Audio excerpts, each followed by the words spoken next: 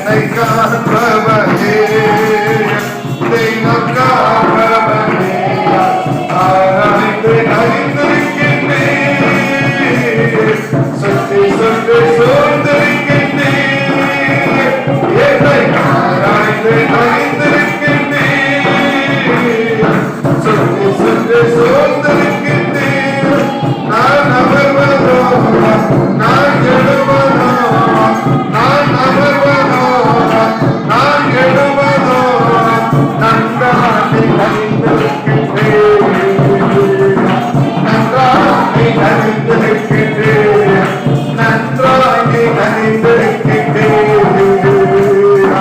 நன்றானை அறிந்திருக்கின்றேன் நன்றானை அறிந்திருக்கின்றேன் நன்றானை அறிந்திருக்கின்றேன் நன்றானை அறிந்திருக்கின்றேன் நன்றானை அறிந்திருக்கின்றேன் என்னை காண்பவனே தெய்வம் காண்பவனே என்னை காண்பவனே தெய்வம் காண்பவனே ஆராய்ந்து அறிந்திருக்கின்றேன் சுற்றி சுற்றி சோர்ந்திருக்கின்றேன் என்னை ஆராய்ந்து அறிந்திருக்கின்றேன் சுற்றி சுற்றி சோர்ந்திருக்கின்றேன் நான் அமர்வதோ நான் எழுவதோ நான் அமர்வதோ நான் எழுவதோ நன்றானை அறிந்திருக்கின்றேன் நன்றானை அறிந்திருக்கின்றேன்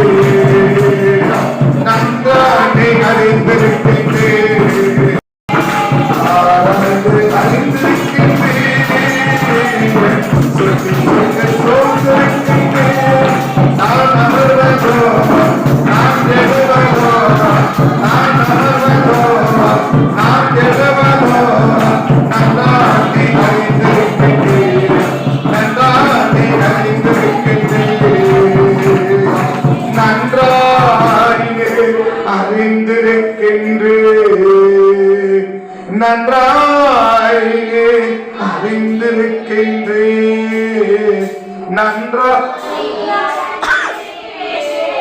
நன்றாயே அறிந்திருக்கின்றேன் நன்றாயினே அறிந்திருக்கின்றேன் நன்றாயே அறிந்திருக்கின்றேன் ஆண்டவர் என்ன செஞ்சிருக்காரோ நல்லா அறிஞ்சிருக்காரோ தெரியாம அறியல அறகுறையா அறியல நம்மளை பத்தி நல்லா அறிஞ்சு வச்சிருக்கான் ஆமென் நம்மளை பற்றி நல்லா அறிஞ்சு வச்சிருக்கிறான் அப்போ நம்மளை எந்த மாதிரி அறிஞ்சு வச்சிருக்கிறாரோ அந்த மாதிரி தான் நம்மளை ஆசீர்வதிக்க முடியும் நம்மளை ஆண்டவர் எந்த மாதிரி அறிந்து வச்சிருக்கிறாரோ இல்லை எந்த மாதிரி இவங்க இப்படிதான் இவங்க இப்படிதான் அப்படின்னு நம்மளோட ஆண்டவர் எப்படி அறிஞ்சு வச்சிருக்கிறாரோ அப்படிதான் என்ன செய்ய விரும்புகிறாருன்னா ஆசீர்வதிக்க விரும்புகிறார். அப்போ அறிந்திருக்கிறபடி நம்மளை என்ன செய்வார்? ஆசீர்வதிப்பார். இப்போ நல்ல நம்மளை ஆசீர்வதிச்சிருக்கிறாருன்னா நம்மளை பற்றி நல்ல என்ன செஞ்சிருக்கிறார்? அறிஞ்சிருக்கிறார்னு அர்த்தம். நல்ல விதமாக அறிஞ்சிருக்கிறார்னு அர்த்தம். நல்லதை விட நல்ல விதமாக என்ன செஞ்சிருக்கிறார்? அறிஞ்சிருக்கிறார். ஆசீர்வாதங்கள் நமக்கு குறைவாக இருக்குதுன்னா நம்முடைய நல்ல விஷயங்கள் அவர் குறைவாக அவருடைய பார்வையில் இருக்குதுன்னு அர்த்தம். ஆசீர்வே இல்லை அப்படின்னா நம்மளை பற்றி எந்த ஒரு நல்ல கருணை ஒரு கையில் போய் இருக்கலன்னு அர்த்தம். நம்மளை ஆசீர்வாதத்தை வச்சு நம்மளை ஆண்டவர்கிட்ட செஞ்சிருக்கிறார், நம்மளை அறிஞ்சு வச்சிருக்கிறார், நம்மளை எந்த அளவுக்கு ஆசீர்வதிச்சிருக்கிறார் அதை வச்சு நம்ம என்ன புரிஞ்சுக்கலாம்னா, ஓ இப்படி இவ்வளவுதான் என்ன செஞ்சிருக்குது, இதுதான் என்ன இருக்கு என்னுடைய வாழ்க்கையில. ஆண்டவர் நம்ம ஆண்டவருடைய பார்வையில நம்ம பார்வையில நம்ம செய்கிறது நிறைய நல்லதாவே தெரியலாம், எல்லாமே நல்லதா தெரியலாம். ஆனா ஆண்டவர் பார்வையில எது நல்லதா இருக்குது, எது சரியா இருக்குது அதை வச்சுதான் தேவன் என்ன செய்யறாருன்னா ஒரு மனிதனை ஆசீர்வதிக்கிறார். ஒரு மனிதனை நல்லா ஆசீர்வதிச்சு வச்சிருக்கிறார் அப்படின்னா ஆண்டவர் அவர்களை பற்றி நல்ல விதமா நிறைய அறிஞ்சு வச்சிருக்கிறார். ஓரளவுக்கு ஒரு குடும்பத்தை ஆசீர்வதிச்சிருக்கிறார் அப்படின்னா அப்ப அந்த குடும்பத்துல இருந்து ஓரளவுக்கு நல்ல காரியம் தேவசனத்துல போய் எட்டி இருக்குது. அவங்ககிட்ட அவ்வளவுதான் நல்லது இருக்கு. ஒரு குடும்பத்தை ஆசீர்வதிக்கவே இல்லை அப்படின்னா அந்த குடும்பத்துல இருந்து எந்த ஒரு நல்ல காரியம் அவர்கிட்ட போய் எட்டலைன்னு. ஆமென். அப்ப நம்மளோட ஆசீர்வாதத்தை வச்சு நம்ம என்ன புரிஞ்சுக்கலாம்? நம்மளை ஆண்டவர் அறிஞ்சு வச்சிருக்கிறத புரிஞ்சுக்கலாம். ஆண்டவர் அறிஞ்சு வச்சிருக்கிறத. ஆசீர்வதிக்காத போற குடும்பமும் இருக்குது, ஆசீர்வதிக்கிற குடும்பமும் இருக்குது. ஆசீர்வதிக்காத சுத்தமா ஆசீர்வாதமே ஆண்டவர் ஆசீர்வதிக்கவே இல்லை, ஆண்டவர் ஆசீர்வதிக்கவே இல்லை அந்த குடும்பமும் இருக்குது. ஆண்டவர் நல்லா ஆசீர்வதிச்சிருக்கிறார் அப்படின்ற குடும்பமும் இருக்குது. ஆமென். ஆதியாகமம் 13ஆம் அதிகாரத்துக்கு வந்தீங்கன்னா, ஆதியாகமம் 13ஆம் அதிகாரத்துக்கு நீங்க வந்தீங்கன்னா, ஆபிரகாமையும் லோத்தையும் நீங்க கவனிச்சு பார்த்தா அங்க நடக்கிற சம்பவத்தை நமக்கு அழகா புரிஞ்சிக்க முடியும். 14வது வசனத்தை நீங்க பார்த்தீங்கன்னா, 13ஆம் அதிகாரம் ஆதியாகமம் 13:14. லோத்து ஆபிரகாமை விட்டு பிரிந்த பின்பு கர்த்தர் ஆபிரகாமை நோக்கி, உன் கண்களை ஏறெடுத்து பார், நீ இருக்கிற இடத்திலிருந்து கிழக்கையும் மேற்கேயும் வடக்கையும் நோக்கி பார் அப்படின்றார் இல்லையா? நீ பார்க்கிற இந்த பூமி எல்லாம் உனக்கு சொந்தமாக தருவேன். அடுத்த வார்த்தை சொல்றாரு கர்த்தர் ஆபிரகாம், திரும்ப பார்த்து சொல்றாரு. அடுத்த வசனம் வாசி.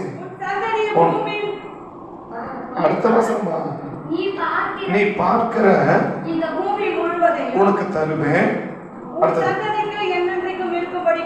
கொடுத்து பிறகு பண்ணுவேன்.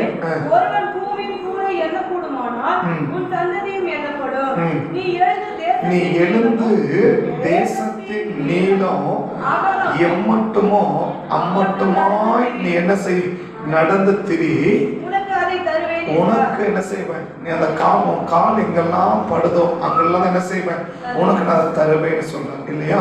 இப்போ ஆபிரகாம் ஆண்டவர் என்ன செய்யறாரு, ஆசீர்வதிக்கிறாரு. 10வது வசனத்தை வாசிச்சு பார்த்தீங்கன்னா, 10வது வசனம், அப்பொழுது லோத்து தன் கண்களை ஏறெடுத்து பார்த்து யோர்தான் நதிக்கு அருகான சமபூமி முழுவதும் நீர்வளம் பொறிந்திருக்கிறதாக கண்டான்.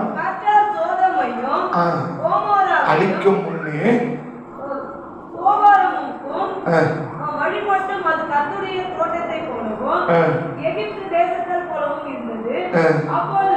அப்பொழுது லோத்து முழுவதையும் தெரிந்து கொண்டு போனான். இப்ப பாக்கிறோம், இவரும் போயிருக்கிறாரு, இவரும் போயிருக்கிறார். இவரும் ஒரு இடத்துல இருக்கிறாரு, அவரும் லோத்தும் ஒரு இடத்துல இருக்கிறாரு, ஆபிரகாமும் ஒரு இடத்துல இருக்கிறார். இப்ப ஆண்டவர் என்ன செஞ்சிருக்கணும், லோத்துவையும் ஆசீர்வதிச்சிருக்கணும் இல்லையா? இங்க கை வச்சுட்டு இந்த லோத்து எப்படிப்பட்டவர் அப்படின்னு பார்த்தீங்கன்னா, 2 பேதுரு 2ஆம் அதிகாரம் 7வது வசனத்தை வாசிங்க. 2 பேதுரு 2ஆம் அதிகாரம் 7வது வசனத்தை பாருங்க. 2 பேதுரு 2ஆம் அதிகாரம் 7வது வசனம். 2 பேர் புதிய ஏற்பாட்டுல 2 பேதுரு 2ஆம் அதிகாரம் லோத்தை பத்தி சொல்லும். நீதிமானாகிய லோத்து அக்கிரமக்காரருக்குள் வாசமாய் இருக்கையில் அவர்களுடைய காம விகார நடக்கையை கண்டு கேட்டு தன் இருதயத்தில் வாதித்த நீதிமானாகிய, அது ஒரு வார்த்தை மட்டும், நீதிமானாகிய லோத்து. என்ன வார்த்தை போதும், நீதிமானாகிய லோத்து. அப்ப லோத்துக்காக ஒரு நீதிமான். லோத்து யாரு? அப்ப நீதிமான்றதுக்கு பல அர்த்தம், பல காரியம். இயேசுவின் ரத்தத்தினால் கழுவப்பட்டவர்கள் நீதிமான்கள், பாவம் தெரிவிக்கப்பட்டவர்கள், பாவம் யாருடைய பாவம் எல்லாம் கழுவிச்சோ அவங்க எல்லாருமே நீதிமான்கள் அப்படின்னு சொல்றோம் இல்லையா? இப்ப லோத்து யாரு? ஒரு ரட்சிக்கப்பட்ட நீதிமான். அந்த நீதிமான் ஆபிரகாம் யாரு? அவர் ஒரு நீதிமான். அப்ப 2 பேருமே நீதிமான்கள் தான். ஆனா 2 பேரும் நீதிமான்களா இருந்தாலும் ஒருத்தர் தேவன் என்ன செய்யறாரு, ஆசீர்வாதத்துக்கு மேல ஆசீர்வாதம் கொடுக்கிறார். ஆசீர்வாதத்துக்கு மேல அப்ப பார்த்தோன்னே கிழக்கிருந்து இருக்கிற இடத்திலிருந்து கிழக்கப்பா, மேற்கப்பா, வடக்கப்பா, தெற்கப்பா, நீ பார்க்கிற எல்லா இடமும் உனக்கு சொந்தமா கொடுப்பேன். 2வது சொல்றாரு, நீ தேசத்தின் நீளம் எம்மட்டும் அம்மட்டும் நடந்து திரி, அது எல்லாம் உனக்கு என்ன செய்வேன், உனக்கு கொடுப்பேன். ஒரு ஆளுக்கு ஆசீர்வாதத்துக்கு மேல ஆசீர்வாதம் கொடுக்கிறார், ஆசீர்வாதத்துக்கு மேல ஆசீர்வாதம் கொடுக்கிறார். ஆனா ஒரு ஆள் ஆண்டவர் கண்டுக்கவே இல்லை. ஒரு ஆள் ஆண்டவர் கண்டுக்கவே இல்லை. அப்ப என்ன கேட்கணும், ஆண்டவரே இவரும் நீதிமான் தான், இவரும் நீதிமான் தான், இவராவது நீங்க அழைச்ச பிறகுதான் வந்தாரு, ஆனா அவரு நீங்க அழைக்காமலே என்ன செஞ்சுட்டாரு, வந்து உங்களுக்காக நிக்கிறாரு, ஒரு நீதிமான இருக்கிறாரு. இப்படிப்பட்ட ஒரு மனுஷன் நீங்க ஆசீர்வதிக்கல, கண்டுக்கவே இல்லையே, என்ன செய்யவே இல்லை, நீங்க கண்டுக்கவே இல்லையே. இங்க லோத்து ஒருத்தன் இருக்கிறான், அவனை ஆசீர்வதிக்கிறோம் அப்படின்ற எண்ணம் கூட என்ன செய்யல, ஆண்டவருக்கு இல்லையே. அப்படி ஆண்டவரை ஏன் ஒரு ஆளுக்கு ஆசீர்வாதத்துக்கு மேல ஆசீர்வாதம் கொடுக்குறீங்க, ஆனா ஒரு ஆளை என்ன செய்யவே இல்லை, கண்டுக்கவே இல்லை. ஒரு ஆளை லோத்து போனாரு, எழுந்தாரு, போனாரு, கூடாரம் போட்டார், தங்கியிருக்கிறாரு, கண்டுக்கவில்லை. இப்போ மட்டும் இல்ல, கடைசி வரைக்குமே கண்டுக்கணும். எங்க 18ஆம் அதிகாரத்துல பாத்தீங்கன்னா ஆபிரகாம் எழுந்து ஆண்டவர் எழுந்து ஆபிரகாம் கிட்ட போவார். ஆதியாகமம் 18ஆம் அதிகாரம் 1, 2, 3 பாருங்க. ஆதியாகமம் 18. பின்பு கர்த்தர் மம்ரேயின் சமபூமியிலே ஆபிரகாமுக்கு தரிசனமானார்.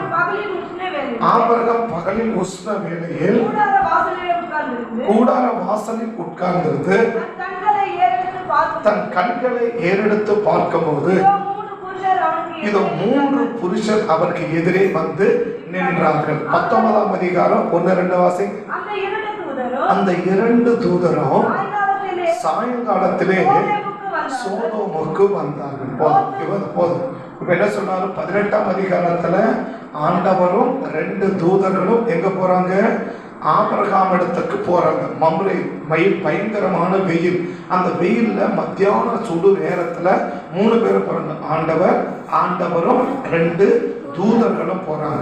ஆனா சாயங்காலம் எப்படி இருக்கும், ரொம்ப குளிர்ச்சியான நேரம், ரொம்ப எல்லாரும் விரும்புகிற நேரம், எல்லாருமே விரும்புகிற நேரம். மேக்ஸிமம் வாக்கிங் போறதெல்லாம் எப்போ போவாங்கன்னா சாயங்காலத்துல போவாங்க, எல்லாருமே விரும்பி போகிற நேரம். அப்ப எல்லாருமே விரும்பி போற நேரத்துல இந்த சோதோமுக்கு எத்தனை பேர் போறாங்கன்னா 2 தூதர்கள் மட்டும் போறாங்க. யார் போகவே இல்லை, ஆண்டவர் போகவே இல்லை.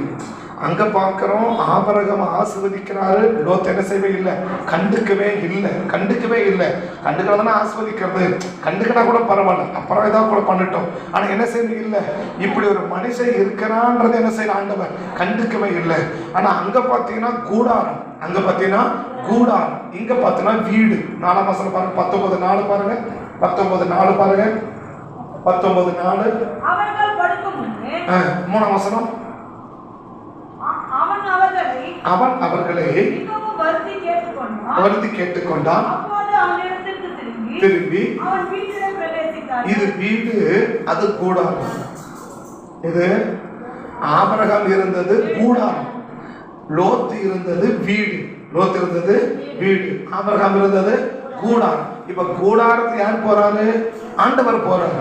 கூடாரத்துக்கு ஆண்டவர் இருந்தது. கூடாரம் என்ன அர்த்தம், கூடாரம் எப்படி இருக்கும், 6 கொம்பு இல்லையா, சென்ட்ரல் 2 கொம்பு, 4 மூளைக்கும் 4 கொம்பு போட்டு ஒரு படலாம் விரிச்சிருப்பாங்க, அதுதான் கூடாரம் இல்லையா.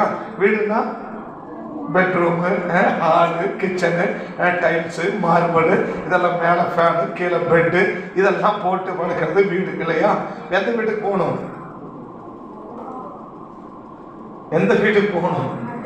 மெத்த வீட்டுக்கு போகணும் இல்லையா. ஆனா அவர் எங்க போறாரு, நான் சொல்றேன் மாட்டு கொட்டாய் மாதிரி இருந்தா கூட சரி. ஏன்னா அந்த காலத்துல மாட்டு கொட்டாய் இப்படிதான் இருக்கும். இந்த காலத்துல மாட்டு கொட்டாய் இப்படிதான் இருக்கு இல்லையா. இன்னைக்கு நம்ம மைண்ட்ல சொன்னா மாட்டு கொட்டாய் மாதிரி இருந்தா கூட பரவாயில்ல, ஆட்டு கொட்டாய் மாதிரி இருந்தா கூட அங்க நான் போறேன். இது பெரிய அரண்மனை மாதிரி வீடு இருந்தா கூட நான் போக மாட்டேன். அரண்மனை மாதிரி வீடை கட்டி ஆண்டவர் என்ன பண்ண, மாட்டு கொட்டாய் மாதிரி போட்டு ஆண்டவர் வந்துட்டா பரவாயில்ல இல்லையா. ஆட்டுக்கு கொட்டாய் போடுற மாதிரி, மாட்டுக்கு கொட்டாய் போடுற மாதிரி கொட்டாய் போட்டு ஆண்டவர் வந்துட்டாருன்னா பரவாயில்ல. அவர் சொல்றாரு மாட்டு கொட்டாய் மாதிரி இருந்தா கூட பரவாயில்ல. எங்க போவேன், ஆபரணம் வீட்டுக்கு போவேன். அதனால பெரிய வீடு கட்டி வரமாட்டேன்னு அர்த்தம் இல்லை. ஆனா புரிஞ்சுக்கோங்க இல்லையா, நம்மளை எப்படி புரிஞ்சு வச்சு, அதான் பிரச்சனை. நம்மளை எப்படி புரிஞ்சு வச்சிருக்கிறார் ஆண்டவர். இன்னைக்கு நம்ம ஆண்டவர் நம்மளை எப்படி அறிஞ்சு வச்சிருக்கிறார்ன்றத நம்மளை ஆசீர்வதிக்கிற விதத்தை வச்சு நம்ம புரிஞ்சுக்கலாம். இவ்வளவுதான் நம்ம ஆண்டவர் அறிஞ்சு வச்சிருக்கிறாரு. அப்ப நல்ல என்னை பற்றி நல்லா அறிந்திருப்பார். ஆனால் நல்ல தேவன் என்ன செஞ்சிருப்பாரு, என்ன ஆசீர்வதிச்சு. இப்ப ஆபிரகாமை பார்த்தா ஆசீர்வாதத்துக்கு மேல ஆசீர்வாதம் கொடுக்கிறார் இல்லையா. அதே ஊர்ல தான் லோத்து இருக்கிறார், அதே ஊர்ல தான் கொஞ்சம் தள்ளி இருக்கிறார், அதே இடத்துல தான் லோத்து இருக்கிறாரு, கண்டுக்கவே இல்லை இல்லையா. அதே பார்க்கிறோம், ஆபிரகாம் வீட்டுக்கு என்ன செய்யற, மத்தியான வேலை எவ்வளவு நேரம்? மத்தியானம் பயங்கரமான வெயில். பையில சொல்றது பகலில் உஷ்ணமான வேலை அப்படின்னு சொல்லுது. பகலில் உஷ்ணமான வேலை. அப்ப உஷ்ண அர்த்தம் பயங்கர வெயில். நம்ம பண்ண சொன்னா மண்டைய புழக்கிற மாதிரி வெயில் அடிக்குது. மண்டைய புழக்கிற அளவுக்கு வெயில் அடிக்குது. அந்த வெயில நடந்து எங்க போறாங்க? ஆபரகம் வீட்டுக்கு போறாங்க. ஆனா லோத்து வீட்டுக்கு சாயங்காலம் 2 தூதர் தான் போறாங்க இல்லையா? ஆனா போகல. மூணாவது சொல்றேன், ஆபரகம் இருக்கிறது கூடாரம், லோத்து இருக்கிறது வீடு. ஆபிரகாம் சொல்றது போனாக்க ஒரு மாட்டு கொடாய் மாதிரி போட்டிருக்கிறார். 2 டென்ட் 2 குச்சை கொம்பு நட்டு அப்படி மெடத மாதிரி போட்டு என்ன செய்திருக்கிறார். ஒருவேளை சைடில் அடைப்பு இருந்துச்சுன்னு கூட தெரியல. அப்படி ஒரு மாட்டு கொடாய் மாதிரி போட்டிருக்கிறாரு. சாதாரணமா ஒரு மாட்டு கொடாய் மாதிரி போட்டிருக்கிறார். அங்க யாரு போயிட்டாரு? நான் உன் வீட்டுக்கு வரப்பா வாப்பா அப்படின்னா அவரு போயிட்டார். இவர் கூப்பிடல, அவரே தேடி போயிட்டார். யாரு? ஆண்டவரே தேடி போயிட்டார். ஆனா இங்க பார்த்தா பெரிய வீடு, போக மாட்டேங்கிறாரு. யார் போறா? நீங்க 2 பேர் மட்டும் போயிட்டு வாங்க, நான் வரல அப்படின்றார். அப்படின்னு நம்ம என்ன புரிஞ்சுக்கலாம்னா, எந்த அளவுக்கு இன்னைக்கு நம்மளை ஆண்டவர் புரிந்து வச்சிருக்கிறார், நம்மளை எந்த அளவுக்கு ஆண்டவர் அறிஞ்சு வச்சிருக்கிறாரோ அதை வச்சுதான் ஒரு மனிதனை ஆண்டவர் ஆசீர்வதிக்கிற விதம். ஆண்டவர் சுகம் கொடுத்தாலும் சரி, விடுதலை கொடுத்தாலும் சரி, ஆரோக்கியம் கொடுத்தாலும் சரி, என்ன ஆசீர்வாதம் கொடுத்தாலும் சரி, நம்மளோட தேவன் எந்த அளவுக்கு அறிந்து வச்சிருக்கிறார். அப்ப ஆண்டவர் அறிஞ்சு வச்சிருக்கிற மனிதனை ஆசீர்வாதத்துக்கு மேல தேவன் ஆசீர்வாதத்தை கொடுக்க விரும்புறார். ஆசீர்வாதத்துக்கு மேல. அப்ப ஏதோ ஒரு நாள் ஆஸ்வதிக்கிறோம், அதோட முடிக்கல. மாறாக என்ன, கொஞ்சம் மட்டும் தான் சொன்னாரு. கிழக்க பாரு, மேற்க பாரு, வடக்க பாரு, தெற்க பாரு, நீ பார்க்கறது எல்லாம் உனக்கு என்ன செய்யற? கொடுக்குற. அதோட திருப்தி ஆகல. உடனே சொல்றாரு, என்ன செய்யறாரு? நீ எழுந்து உன்னால எந்த அளவுக்கு நடக்க முடியும் என்ன பண்ணு, அந்த அளவுக்கு நடப்பான்னு. எந்த அளவுக்கு? நீ எங்க உன் கால் படுதோ, உன் உள்ளங்கால் எங்க படுதோ அதை நான் உனக்கு கொடுப்பேன். உள்ளங்கால் உன் கால் எங்க படுதோ அங்க நான் உனக்கு என்ன செய்வேன், அங்க நான் உனக்கு என்ன பண்ணுவேன், அந்த இடம் முழுசு உனக்கு நான் தரேன். நீ எவ்வளவு தூரம் நடக்க முடியாம நடக்க முடிஞ்சுக்கோ, நீ எங்க தூரம் போறியோ சரி, அத்தனை உனக்கு நான் கொடுக்குறேன் அப்படின்னு சொல்றா. ஆண்டவரை கேட்கணும், என்ன ஆண்டவரே, இவருக்கும் முதலே ஆசீர்வாதம் கொடுத்துட்டீங்க, பரவாயில்ல. அதே போல அந்த லோத்தருக்கான அவங்க சின்ன ஆசீர்வாதம் கொடுத்ததா கூட பரவாயில்ல தானே அப்படின்னா, ஆண்டவர் சுத்தமா ஆசீர்வதிக்கவே இல்லை. ஒரு மனிதனை தேவன் ஆசீர்வதிக்கிறார், ஒரு மனிதனை தேவன் என்ன செய்யவே இல்லை, ஆசீர்வதிக்கவே இல்லை. என்ன காரணம் அப்படின்னா, ஒருத்தன் வீட்டுக்கு போறாரு, ஒருத்தன் வீட்டுக்கு போக மாட்டேன்றாரு. ஒருத்தன் வீட்டுக்கு என்ன செய்யறாரு, கூடாரத்தை கூட போறன்றாரு. ஒருத்தன் வீட்டுக்கு கூட என்ன செய்ய மாட்டேன், நான் வரமாட்டேன்னு சொல்றாரு. ஒருத்தன் கூப்பிட்டாதான் போறாரு, ஒருத்தன் கூப்பிடாமலே போறாரு. ஒருத்தன் இந்த 2 தூதரை கூட ஆபிரகாம் லோத்து என்ன செஞ்சாராம், வருந்தி மிகவும் வருந்தி அழைத்தான் அப்படி இருக்குது. அப்படின்னா நீங்க வந்துதான் ஆகணும் அப்படின்னு ரொம்ப கம்பல் பண்றதுனால 2 தூதர் எங்க போறாங்க, வீட்டுக்கு போறாங்க. அவங்க 2 பேரும் சொல்றாங்க, இல்ல இல்ல நைட்டு நாங்க தெருவிலே தங்குவோன்றாங்க. தெருவுல கூட தங்குவோம், வீட்டுல வந்து தங்க மாட்டேன்றாங்க. தெருவிட கூட நாங்க என்ன செய்யறோம், நாங்க தங்கிக்கிறோம், ஆனா எங்க வரமாட்டோம், உன் வீட்டுக்கு நாங்க வரமாட்டோம்ன்றாங்க. கெஞ்சனா கூட வரமாட்டேங்கிறாங்க. ஆனா ஆபிரகாம் கண்டுக்கவே இல்லை. அவர் வேலை காலைல எழும்பினாரு, வேலை பார்த்தாரு, போயிட்டு உட்காந்து என்ன செய்யறாரு, சரி சாப்பிட்டு கொண்டாரு படுக்கலாம் அப்படின்னு அவர் உட்கார்ந்து நிற்கிறாரு. வாசல்ல உட்கார்ந்து நிற்கிறார். ஆனா அவர் பார்த்தா நேரம் வந்து நிற்கிறாங்க, நாங்க ஒரு வீட்டுக்கு வரம்பான்னு வராங்க. இன்னைக்கு நம்ம கூப்பிட்டு கூட இன்னைக்கு ஆண்டவர் வரலையா, இல்ல நம்ம கூப்பிடாமலேயே கத்த நம்ம வீட்டுக்கு வராரா? ஆசீர்வாதத்தை கேட்டு கொடுக்கிறாரா, ஆசீர்வாதத்து மேல ஆசீர்வாதம் கொடுக்கிறாரா, இல்ல ஆசீர்வாதமே கொடுக்காம இருக்கிறாரா? ஆசீர்வாதத்து மேல ஆசீர்வாதம் கொடுக்கிறாரா, இல்ல கொடுக்காமலே இருக்கிறாரா? இப்ப தேவன் நம்ம எப்படி புரிஞ்சுக்கிறது? அப்ப ஆண்டவரை என்னதான் விஷயம் அப்படின்னா, நான் ஆபிரகாமை பற்றி நல்லா நான் அறிஞ்சு வச்சிருக்கிறேன். ஆபிரகாமை பற்றி நான் நல்லா அறிஞ்சு வச்சிருக்கிறேன். அதனால ஆசீர்வாதத்துக்கு மேல ஆசீர்வாதத்தை யாருக்கு கொடுப்பேன், ஆபிரகாமுக்கு கொடுப்பேன். இந்த லோத்தையும் அறிஞ்சு வச்சிருக்கிறேன். எப்படி அறிஞ்சு வச்சிருக்கிறேன்? இவனை பற்றி தவறாய் அறிஞ்சு வச்சிருக்கிறேன், இவனை பற்றி சரியாய் அறிந்து வச்சிருக்கிறேன்.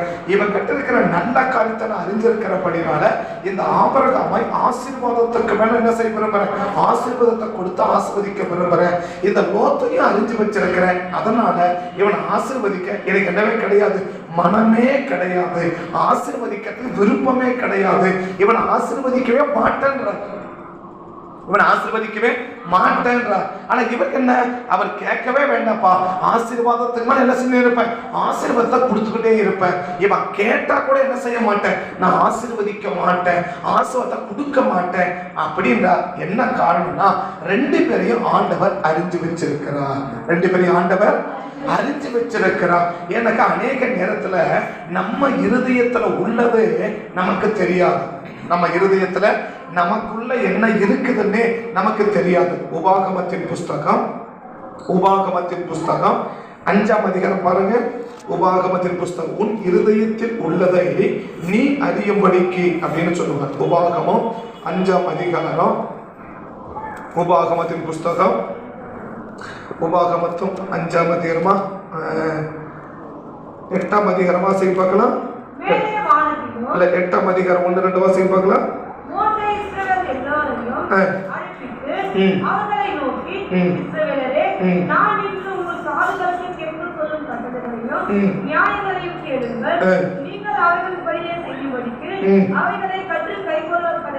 இரண்டாம் வசனம் பாத்தீங்கன்னா, உங்கள் தேவனாகிய கர்த்தர் ஒரே நம்மோட உடன்படிக்கை பண்ணினார். அந்த உடன்படிக்கையை கர்த்தர் நம்முடைய பிதாக்களுடன் பண்ணாமல் இந்நாளில் இங்கே உயிரிழக்கிற நம்ம எல்லோரோடும் பண்ணினார். கர்த்தர் மலையிலே அக்னியின் நடுவிலிருந்து முகமுகமாய் உங்களோடு பேசினார். கர்த்தருடைய வார்த்தை உங்களுக்கு அறிவிக்கும்படி அக்காலத்திலே நான் கர்த்தருக்கு 8ஆம் அதிகாரம் 2ஆம் வசனமா 8ஆம் அதிகாரம் 2ஆம் வசனம் சொல்லுங்க. உபாகமம் 8:2 உன் தேவனாகிய கர்த்தர் உன்னை சிறுமைப்படுத்தவும் தம்முடைய கட்டளைகளை நீ கை கொள்ளுவாயோ கை கொள்ள மாட்டாயோ என்று உன்னை சோதித்து உன் இருதயத்தில் உள்ளதை நீ அறியும்படிக்கு, உன் இருதயத்தில் உள்ளதை நீ அறியும்படிக்கு உன்னை இந்த 40 வருஷம் அளவும் இந்த வனாந்தரத்திலே உன்னை நடத்தி கொண்டு வந்தார். அப்ப என்ன சொல்றாரு? உன் இருதயத்துல என்ன இருக்குதுன்னு உனக்கு என்ன செய்யணும்? உனக்கு தெரியணும். அப்ப நம்ம இருதயத்துல உள்ளதை நமக்கு என்ன செய்யாது? நிறைய நேரத்துல தெரியாது. அப்ப நம்ம இருதயத்துல நமக்கு தெரியாது. ஆனா நம்ம இருதயத்துல என்ன இருக்குதுன்னு ஆண்டவருக்கு தெரியும்.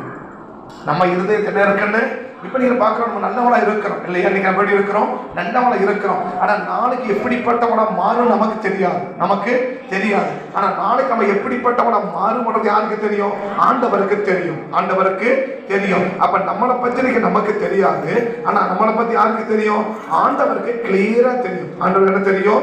ஆண்டவருக்கு கிளியரா தெரியும். அப்ப நம்மளை பத்தி நம்ம தெரிஞ்சுக்கிறத விட நம்மளை பத்தி யாருக்கு அதிகமா தெரியும்? ஆண்டவருக்கு அதிகமா தெரியும். அப்ப ஆண்டவருக்கு அதிகமா தெரியறதுனாலதான் ஒரு மனிதன தேவன் என்ன செய்ய விரும்புகிறார்? எந்த அளவுக்கு அவனை ஆசீர்வதிக்கணும், எந்த அளவுக்கு அவனை ஆசீர்வதிக்கணும்னு விரும்புறார். எந்த அளவுக்கு அவனை ஆசீர்வதிக்கணும், எந்த அளவுக்கு அவனை ஆசீர்வதிக்காம இருக்கணும் அப்படின்றத என்ன செய்ய விரும்புறார்? அங்க தேவன் அறிய விரும்புறார். 2 ராஜாக்களின் புஸ்தகம் 10ஆம் அதிகாரம், 2 ராஜாக்களின் புஸ்தகம் 10ஆம் அதிகாரம், 2 ராஜாக்களின் புஸ்தகம் 10ஆம் அதிகாரமா 10ஆம் அதிகாரத்துக்கு நீங்க வந்தீங்கன்னா 10ஆம் அதிகாரம் 9ஆம் அதிகாரம் 2 ராஜாக்களின் புஸ்தகத்துக்கு நீங்க திருப்பினீங்கன்னா அங்க 8ஆம் அதிகாரம் 8ஆம் அதிகாரம் 9வது வசனத்திலிருந்து கொஞ்சம் பாருங்க பார்க்கலாம். 9வது வசனத்திலிருந்து ஆசகேல் தமஸ்குவின் சகல உச்சிதங்களிலும் 40 ஒட்டகங்களின் சுமையான காணிக்கையும் எடுத்துக்கொண்டு எலிசா தீர்க்கதரிசிக்கு எதிர்கொண்டு போய் அவனுக்கு முன்பாக நின்று சீரியாவின் ராஜாவாகிய பெனாதாத் என்னும் உம்முடைய குமாரன் என்னை உம்மிடத்திற்கு அழைப்பித்து நான் வியாதி நீங்க பிழைப்பேனோ என்று கேட்க என்ன சொன்னார் என்றான். உடனே எலிசா சொல்றார். என்ன சொல்ற? 10வது வசனம். எலிசா அவனை நோக்கி நீ போய் வியாதி நீங்கி பிழைப்பீர் என்று அவனுக்கு சொல்லும். ஆனாலும் அவன் சாகவே சாகவான் என்று கர்த்தர் எனக்கு காண்பித்தார் என்றான். அடுத்த வசனம். பின்பு தேவனுடைய மனுஷனாகிய எலிசா தன் முகத்தை திருப்பாமல் அவன் சலித்து போக மட்டும் ஆசகேல் சகித்து போக மட்டும் அவனை நோக்கி அழுது கொண்டே அவனை நோக்கி கொண்டே அழுதான். அப்புறம் உடனே கேட்க அடுத்த வசனம். அப்பொழுது ஆசகேல் அழுகிறது என்ன என்று கேட்டான். அதற்கு எலிசா நீ இஸ்ரவேல் புத்திரருக்கு செய்ய போகிறதை நினைத்து நான் அழுகிறேன்றான். என்ன செய்ய போற நீ? இஸ்ரவேல் புத்திரர் என்ன செய்ய போற? நீ செய்யறத பார்த்து எனக்கு என்ன வருது? எனக்கு அழுகையா வருதுன்றான். உடனே அவன் கேட்கறான், நான் என்ன செய்வேன் அப்படின்னு கேட்டா உடனே விளக்குறான். என்ன செய்வான்னு சொல்றாரு பாருங்க. நீ அவனுடைய கோட்டைகளை அக்னிக்கு இரையாக்கி அவர்கள் வாலிபர்களை பட்டயத்தால் கொன்று அவர்கள் குழந்தைகளை அந்த குழந்தை என்ன செய்வானோ?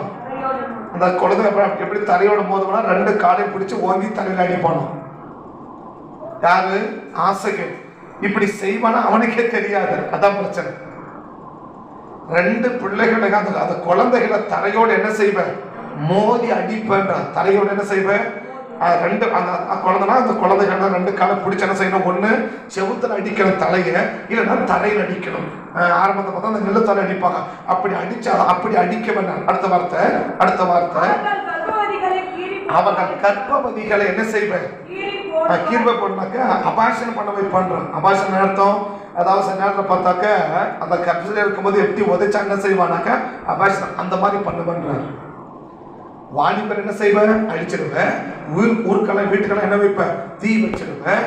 சின்ன குழந்தைகளை தரையோடு என்ன பண்ணுவேன்? மோதி அடிப்பேன். அவன் கர்ப்பஸ்திரிகளை கிளி போடும். அப்படின்னா அதாவது ஒரு பிள்ளை வந்து கன்சீவ் இருக்கிறன்னா அந்த வயிற்று மேலே உதச்சு என்ன செய்வாங்க? அந்த பிள்ளை அப்பாச்சாரம் இல்லையா?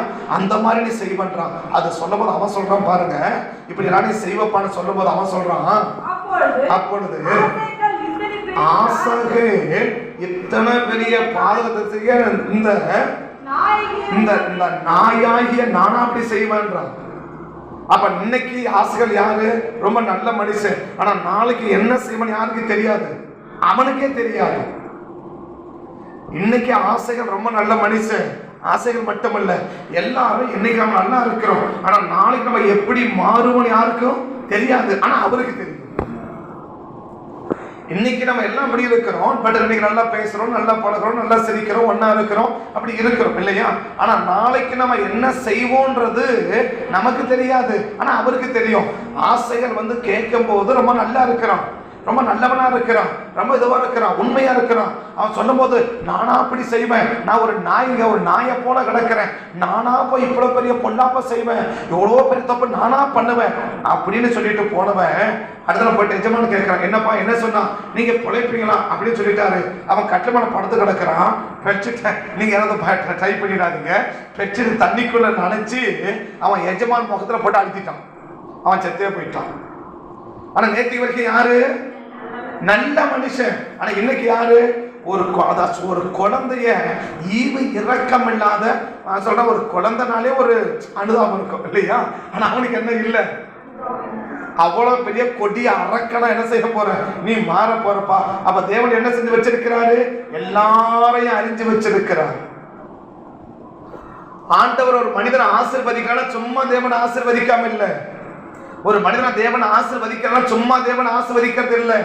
ஆசீர்வதிக்கிறதுக்கும் அவர் தெரியும். இவன் ஆசீர்வதிப்பா அவன் நல்லவனா இருக்க அவன் ஆசீர்வதிக்கிறேன், அவன் நல்லவனா இல்ல அதனால அவன் ஆசீர்வதிக்கல.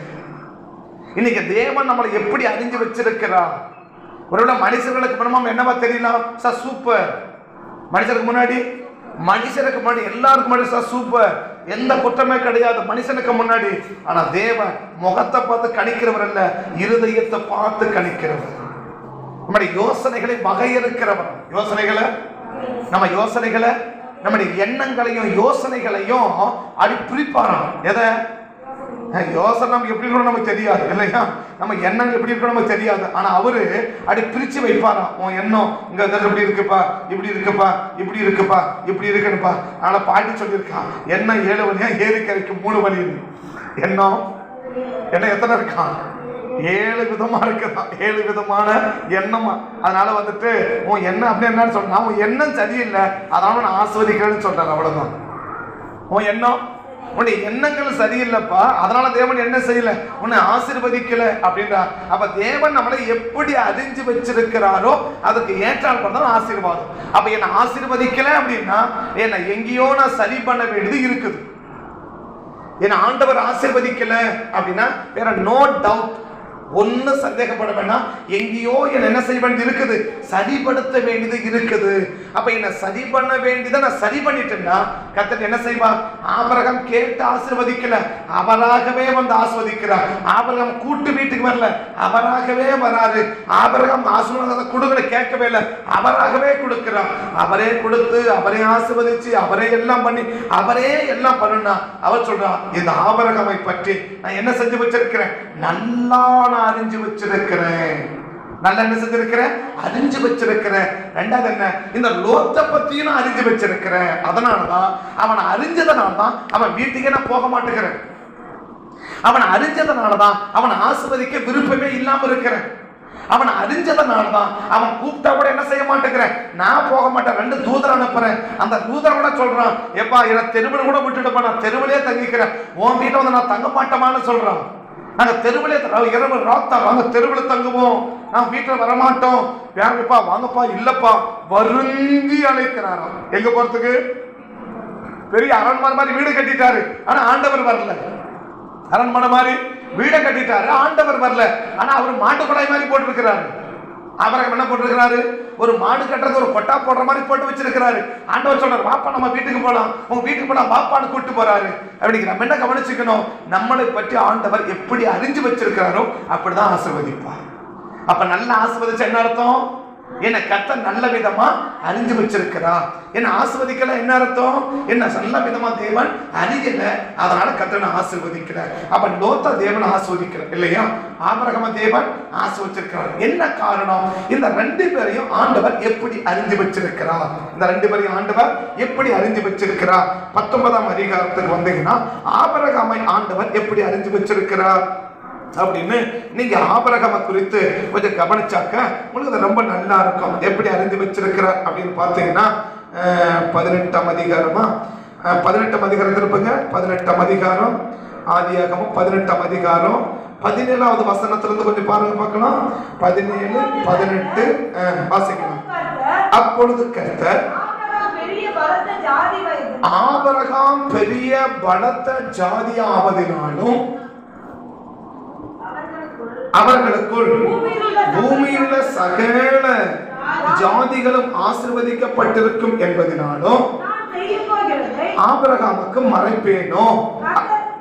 அடுத்த வசனம், கர்த்தர் ஆபிரகாமுக்கு சொன்னதை நிறைவேற்றும்படியாய் அவன் தனக்கு மட்டுமில்ல தன் பிள்ளைகளுக்கும் தன் பின்வரும் சந்ததியாருக்கும் நீங்கள் நீதியையும் நியாயத்தையும் செய்து கர்த்தருடைய வழியை காத்து நடவுங்கள் என்று கட்டளையிடுவான் என்பதை. அப்ப ஆபிரகாமை பற்றி நான் கூட அறிந்து வச்சிருக்கிறேன். என்ன அறிந்து வச்சிருக்கிறேன்னா, நான் சொன்னதை அவரும் செய்வாரு, அவருக்கு பிள்ளைகளையும் செய்ய வைப்பாருன்றார். நான் சொன்னது ஆபிரகாமுக்கு, ஆபிரகாம் இதனை செய்யணும் அப்படின்னு ஒன்னு ஆபிரகாமுக்கு நான் சொன்னேன்னா ஆபிரகாம் அவர் செய்வாரு. அவர் செய்யறது மட்டும் இல்ல, அவர் பிள்ளைகளுக்கு இதை செஞ்சே ஆகணும் என்று ஆர்டர் போடுவார். என்ன செய்வாரா, ஆலோசனை சொல்ல மாட்டாரா, என்ன செய்வாரா, ஆர்டர். யாருக்கு, தம் பிள்ளைகளுக்கு இப்படிதான் நடக்கணும், இப்படிதான் பார்க்கணும், இப்படிதான் பேசணும், இப்படிதான் உடுத்தணும், இப்படிதான் இருக்கணும் என்று அட்வைஸ் பண்ண மாட்டாரு, ஆர்டர் என்று ஆபிரகாமை பற்றி நான் அறிந்து வச்சிருக்கிறேன். அப்ப ஆபிரகாமை பற்றி ஆண்டவருக்கு ஒரு நல்ல விதமான அறிந்து கொள்ளுதல் இருக்குது இல்லையா. ஆபிரகாமை பற்றி ஆண்டவருக்கு ஒரு நல்ல விதமான அறிந்து கொள்ளுதல் இருக்குது. என்ன செய்வாரு, தான் செய்யறது மட்டும் இல்ல, தான் பிள்ளைகளை என்ன செய்வாரு, செய்ய வைப்பாரு. இன்னைக்கு நம்மள செய்யறது மட்டும் இல்ல, நம்ம பிள்ளைகளை இன்னைக்கு நம்ம செய்ய வைக்கிறோமா. நம்ம வேதம் வாசிக்கிறோம் இல்லையா, எவ்வளவு பேர் உங்க பிள்ளைகளை உட்கார வச்சு பைபிளை உட்கார்ந்து வாசி, பைபிளை உட்கார்ந்து வாசி அப்படின்னு எவ்வளவு பேர் உங்க பிள்ளைகளை ட்ரெயின் பண்றீங்க. உங்க பிள்ளைகளுக்கு நீங்க எவ்வளவு பேர் உங்க பிள்ளைகளை நீங்க எப்படி ட்ரெயின் பண்றீங்க, நீங்க எப்படி நீங்க ட்ரெயின் பண்றீங்க அப்படின்னு எனக்கு தெரியல இல்லையா. சோ நாங்கள் பிள்ளைகளை பிறக்கும் போது நான் சொல்றேன், அவங்க அந்த எல்கேஜி போகல, எல்கேஜி போறதுக்கு முன்னாடியே அவன் கிட்டத்தட்ட 11 சங்கீதத்தை மனப்பாடமா சொல்லணும். 11 சங்கீதத்தை மனப்பாடமா சொல்லணும். 1ஆம் சங்கீதம் சொல்லணும், 121ஆம் சங்கீதம் சொல்லணும், 91ஆம் சங்கீதம் சொல்லணும், 128ஆம் சங்கீதம் சொல்லணும். இப்படி 11 சங்கீதத்தை அவன் என்ன செய்யணும்னா முட்டி போட்டு மனப்பாடமா என்கிட்ட ஒப்புவிக்கணும். வசனத்தை நாங்கள் சொல்லி கொடுப்போம். அவங்களுக்கு படிக்க தெரியாது. அப்போ அதை தாண்டி கொஞ்சம் அப்படி வளர்ந்த உடனே அதுக்கு பிறகு அவங்களுக்கு என்ன பண்ண தெரியுமா, பைபிளை கையில் எடுத்து கொடுத்து இந்த முழு பைபிளையும் ஒவ்வொரு பேப்பராக புரட்டிட்டு போயிடணும். எங்க ஸ்கூலுக்கு போறதுக்கு முன்னாடி அவங்களே பாட்டு பாடணும், அவங்களே ஜப குறிப்பு சொல்லணும், அவங்களே ஜபம் பண்ணணும், அவங்களே இந்த வேதத்தின வசனம் அந்த சின்ன பிள்ளைல இருக்கும்போது வசனத்தை என்கிட்ட சொல்லணும். இதை முடிச்சுட்டு இந்த கொஞ்சம் வளர்ந்த பிறகு அவங்களே ஜப குறிப்பு சொல்லி அவங்களே பாட்டு பாடி அவங்களே ஜபம் பண்ணிட்டு இந்த பைபிளை புரட்டணும். என்னது ஆதியாகமத்திலிருந்து வெளிப்படுத்துற வரைக்கும் என்ன செஞ்சுட்டே இருக்கணும். படிக்க தெரியாது. அப்போ அவன் என்ன வேலை, ட்ரெயின் வந்து புரட்டிட்டு போயிடணும். முழு பைபிளையும் புரட்டிட்டு ஜெபம் பண்ணிட்டு போயிடணும். சரியா? இன்னைக்கு சொன்ன உடனே நான் உங்களுக்கு வசனம் சொல்றேன் இல்லையா, நான் வசனம் இந்த அதிகாரம் சொல்ல மாட்டேன், நான் சம்பவத்தை மட்டும் சொல்லுவாங்க, எடுத்து படிப்பாங்க. நான் இன்னைக்கு அங்க பண்ண சொன்னாக்க நம்ம சபையில் பார்த்தீங்கன்னு சொன்னாக்க நான் சம்பவத்தை சொல்லுவேன். எது இப்ப நான் ஆதிகாரம் சொல்ல கர்த்தர் என்ன செஞ்சாரு, ஆபிரகாமை ஆசீர்வதிச்சா கிழக்க மேற்க வடக்க பாருன்னு தான் சொல்லுவேன். உடனே அவங்க என்ன பண்ணுவாங்கன்னா உட்காந்து படிப்பாங்க. ஏன் படிப்பாங்கன்னா சும்மா மந்திரத்துல மாங்காய் காய்க்கல, மந்திரத்துல மாங்காய் காய்க்கல, அவளை முட்டி தேயஞ்சிருக்கு. அவனை முட்டி என்ன சரி இன்னைக்கு அவனை கொஞ்சம் பண்ண முடியல. ஏன் பண்ண முடியல, அவுட்டர் இருக்கிறாங்க. இன்னைக்கு கொஞ்சம் படிப்படி ஒர்க் அதிகமா இருக்கிறதுனால. ஆனா இன்னைக்கும் அவனை முதல்ல சாட்டியான்னு கேட்கறத விட முதல்ல பைபிளை வாசிச்சா, இன்னைக்கு ஜெபம் பண்ணையா, இன்னைக்கு என்ன வாசிச்ச இதெல்லாம் இன்னைக்கு அதிகமா கவனிக்கிற முடிய. இங்க வந்தாலும் சரி எந்த நம்ம சரி என் கூட 5 மணிக்கு ஜெபத்துக்கு அவங்க என்ன காரியம் வந்தாலும் சரி வந்தே தீரணும். ஜபத்துக்கு என் கூட அவங்க வந்தே தீரணும். 4 மணி ஜபத்துக்கு கம்பல்சரி அட்டன் பண்ணியே தீரணும். அவங்க எப்போ படுக்கிறாங்க அதை பத்தி எனக்கு கவலையே கிடையாது. ஏன்னா சொல்ல போறேன்னா ஆபிரகாமை பற்றி ஆண்டவர் நல்லா அறிஞ்சு வச்சிருக்கார். என்ன தான் செய்யறது மட்டுமில்ல, தான் பிள்ளைகளுக்கு அதுல ட்ரெயின் பண்ணுவார் என்றார். அதுல ட்ரெயின் பண்ணுவா யார, தான் பிள்ளைகள் அதுல ட்ரெயின் பண்ணணும். அந்த பிள்ளைகளை உருவாக்குமா. நான் சொல்றேன் அந்த பிள்ளைக்கு ஆலோசனை சொல்ல மாட்டான், கட்டளை இடுவான். இதைதான் நீ செய்யணும், இதைதான் நீ பண்ணணும், இப்படிதான் இருக்கணும், இப்படிதான் நடக்கணும், இப்படிதான் போகணும் என்று என்ன செய்வான், கட்டளையிடுவான். அப்படின்னு நமக்கு என்ன புரியுது. அப்ப ஆபிரகாமை பற்றி ஆண்டவன் நல்லா அறிஞ்சிருக்கிறார். தான் செய்யறத மட்டுமில்ல, தான் பிற்கால சந்ததி கூட விட மாட்டான். அது ஒரே பிள்ளை, செல்ல பிள்ளை இல்லையா. ஆபிரகாமுக்கு 100 வயசுல பிறந்தா தவம் இருந்து பெத்த பிள்ளை, ஒரே ஒரு பிள்ளை, எவ்வளவு செல்லமா வளர்க்கணும். அந்த பிள்ளைய முட்டிக்கு முட்டி தட்டி எடுக்கிறார் ஆபிரகாம். ஒரே ஒரு பிள்ளை 25 வருஷம் தவம் இருந்து பெத்த பிள்ளை, ஒரே ஒரு பிள்ளை, ஒரே ஒரு ஆம்பளை பிள்ளை பிறந்திருக்குது, எவ்வளவு செல்லமா வளர்க்கணும். நான் சொல்றேன் அது தோல்ல உட்காரணும். அப்பேற்பட்ட பிள்ளை எப்படி அவங்க அப்பா வளர்த்திருந்தாருன்னா 40 வயசுல அவரு போய் ஜோமன போறாராம். யாரு, அப்பா சொல்லல, அம்மா சொல்லல. 40 வயசுல ஈசாக்கு வயசு 40 தியானம் பண்ண போறாராம். அப்ப எப்படி ட்ரெயின் பண்ணிருப்பான்னு கொஞ்சம் பாருங்களேன். எப்படி ட்ரெயின் பண்ணிருப்பா, எந்த அளவுக்கு அவனை நெருக்கிருப்பா. ஒரு பக்கம் என்னது, சாப்பிடுறதுல ரொம்ப செல்லம். எதுல சாப்பாடுல என்ன வேணாலும் சாப்பிடு, நோ ப்ராப்ளம். பட் ஆனா தேவனுடைய விசின்னு வந்துட்டா அவனை முட்டிய தட்டி உட்கார வச்சு அவனை பைபிளை வாசிக்க வச்சு ஜோவனை வச்சு 40 வயசுல கல்யாணம் படத்தை பொண்ணு பார்க்க போயாச்சு. யாருக்கு, ஈசாக்கு பொண்ணு பார்க்க போயாச்சு. பொண்ணு எப்படி பரவாயில்ல அப்படி உட்கார இல்ல, அவன் எப்படி பார்க்கிறா, 40 வயசுல சாயங்காலம் ஆச்சு, நேரா தேவ சமுதிரம் உட்கார்ந்து முழங்கால் போட்டு தியானம் பண்ண சாயங்காலம் லகாயிரைக்கு போனார் என்று ஆதிக்கம் 24 நம்ம வாசிக்கணும். அப்ப கிட்ட விலகிக்கணும். எவ்வளவு ட்ரெயின் பண்ணிருந்தா. ஒரே ஒரு பிள்ளை, செல்லமா வளர்த்த பிள்ளை, 100 வயசுல பத்த பிள்ளை, தவமிருந்து பத்த பிள்ளை, ஒரு பெரிய கோட்டீஸ்வரனுக்கு மகன், பிச்சைக்காரனுக்கு மகன் இல்ல, ஒரு சாதாரண ஆடு வைக்கிறவங்க மகன் இல்ல, பெரிய கோட்டீஸ்வரனுக்கு மகன். அந்த கோட்டீஸ்வரனுக்கு மகனை எவ்வளவு செல்லமா வளர்த்திருக்கலாம், எவ்வளவு இதை விட்டுருக்கலாம், எவ்வளவு ஃப்ரீயா விட்டுருக்கலாம். ஆனா அவன் சொல்றாரு, ஆபிரகாம் நான் சொன்னத அவன் செய்யறது மட்டுமல்ல, பிற்கால சந்ததிக்கு அவன் நீதியும் நியாயத்தையும் கை கொண்டு நடவுங்கள் என்று கட்டளையிடுவான் என்பதை நான் அறிந்திருக்கிறேன். அப்ப ஆபிரகாம தேவன் சும்மா ஆசீர்வதிக்கல. ஆபிரகாம தேவன் ஆசீர்வாதத்துக்கு மேல என்ன செஞ்சாரு, ஆசீர்வாதம் கொடுத்துட்டே இருக்காரு. சும்மா தேவன் ஆசீர்வதிக்கல, சும்மா தேவன் என்ன செய்யலாம், அள்ளி கொடுத்துடல. அப்ப அதுக்கேற்றபடி அந்த பிள்ளைகள் என்ன செஞ்சிருக்கிறார், உருவாக்கி இருக்கிறார். அவனும் செய்வான், அவன் பிள்ளைகளையும் என்ன செய்ய வைப்பான், செய்ய வைப்பான் என்பதை நான் அறிந்திருக்கிறேன் அப்படின்னு இவரை பத்தி சொல்றான். அவரை பற்றி சரி, இந்த லோத்தை பற்றி எப்படி நினைச்சிருக்கிறீங்க? அதை நான் சொன்னாலும் கேட்க மாட்டான், அவன் யார் சொன்னாலும் கேட்க மாட்டான். நான் சொன்னாலும் கேட்க மாட்டான், யார் சொன்னாலும் அவன் கேட்க மாட்டான், யார் சொன்னாலும் அவன் கேட்க மாட்டான். இவன் சொல்றதை கேட்கிறான்னு கொஞ்சம் பாருங்களேன். ஆதியாகமம் 19ஆம் அதிகாரம், தெரிஞ்ச பசங்க தான், ஆனா சொல்லி முடிக்கிறேன். ஆதியாகமம் 19ஆம் அதிகாரத்துக்கு வந்தீங்கன்னா, ஆதியாகமம் 19ஆம் அதிகாரத்துக்கு வந்தீங்கன்னா 12வது வசனம் அப்படியே கொஞ்சம் வாசிடுவாங்க பாருங்க கடகடன்னு. பின்பு அந்த புருஷன் லோத்தை நோக்கி, இந்த இடத்துல இன்னும் உனக்கு யார் இருக்கிறாங்க? உனக்கு குமாரனாவது குமாரத்திகளாவது பட்டணத்துல உனக்குரிய எவர்களாவது இருந்தா அவர்களை இந்த ஸ்தலத்திலிருந்து கூட்டிட்டு போ அப்படின்னு சொல்றாங்க. வாசிக்கலாம். நாங்கள் இந்த ஸ்தலத்தை அழிக்க போகிறோம். இவருடைய கூக்குரல் தேவ சமூகத்துல வந்து எட்டி இருக்கிறது. இதை அழிப்பதற்காக ஆண்டவர் என்ன செஞ்சிருக்கிறார், எங்களை அனுப்பினார். ஆண்டவர் ஆசீர்வதிக்கிறதுக்கு மட்டும் அனுப்புறதில்ல, அழிக்கிறதுக்கு அனுப்புறாரு. ஆண்டவர் எதுக்கு வராரு? ஆசீர்வதிக்கிறதுக்கு மட்டும் வரல, எதுக்கு வராரு? அழிக்கிறதுக்கும் வராரு. அழிக்கிறதுக்கும் வராரு. எதை வச்சு? நம்மளை எப்படி அறிஞ்சு வச்சிருக்கிறதோ அதை வச்சு. வாசிக்கலாம். அப்பொழுது லோத்து புறப்பட்டு தன் குமாரத்திகளை விவாகம் பண்ண போகிற தன் மருமக்களோட பேசி, நீங்கள் எழுந்து